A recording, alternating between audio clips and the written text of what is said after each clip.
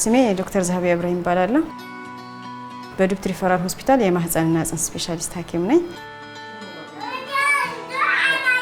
የሴት ልጅ ግርዛት በእኛ ማህበረሰብ በጣም ጥልቅና ስር የሰደደ ጎጂ ባህላዊ ልማድ ነው። እንደ ባለሙያ ራሱኛ ሄደን ይሄንን ፕሪቨንት ለማድረግ የመከላከል ስራዎች ለመስራት ራሱ እንደ ፈተና የሆነብን ከሃይማኖት ጋርና ከባህል ጋር ሁለቱም የተያያዘ መሆኑ ነውና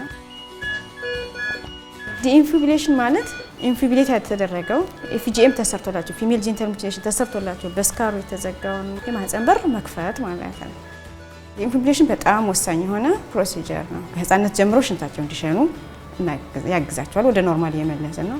ፒበርት የምንለው አዳልትሁድ ሲደርስ ደግሞ ሚኒስትሬሽን ሜንሰስ ሲመጣ በስርዓቱ ሚኒስትሬት እንዲያደርጉ ይሄም አንዱ ትልቅ ክሪቲካል የሆነ ፖይንት ነው ዲኢንፊቡሌሽን። እና ደግሞ ወሊድ ላይ መጨረሻ ላይ ወሊድ ላይ ያሉ ኮምፕሊኬሽኖች ስሙዝ ያደርግልናል።